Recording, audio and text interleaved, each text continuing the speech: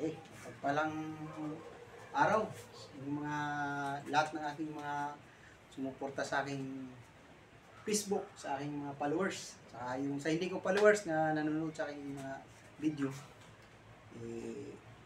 ulitin ko, ako po hindi ako magaling na instructor.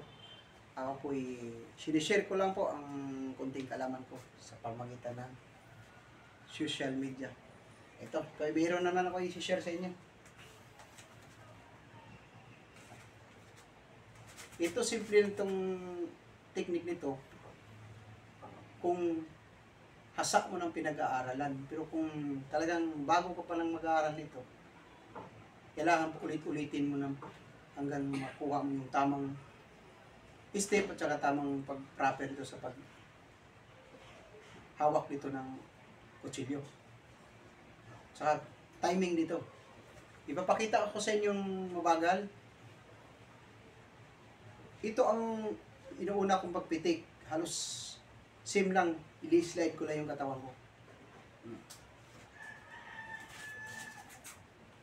Yan. Ulit. Yan.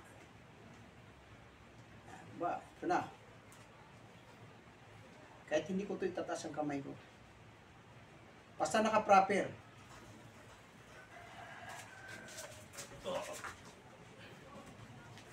Ulit.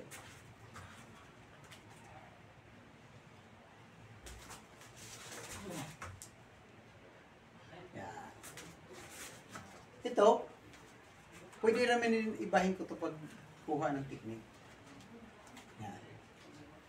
Pwede ito pitikin ko ng simple lang. Dito ko kunin. Okay, pakita ko sa inyo. Pwede ko ito idiretso sa subsob. Hindi ko lang ibinigla pag subsob kasi ito po hindi pa magaling marunong sa pagbagsak. Pwede ito na siya attacker pero hindi ko siya pwedeng may subsob ng bilisan kasi kailangan ito yung safety. Pero makikita niyo yung paraan dito, inuna ko ito pagpitik. Mislide yung katawan ko kasi pag nakatutok ka nito, slide ako lilihis itong ulo nito. Tandaan nyo, di bali masusugatan, huwag lang mapupuruhan. Kasi walang perfecto dito pag sa ganitong mga technique ito. Ako, ang pinapakita ko lang dito sa inyo, way lang. Kung magugustuhan yung paraan ko, maraming salamat.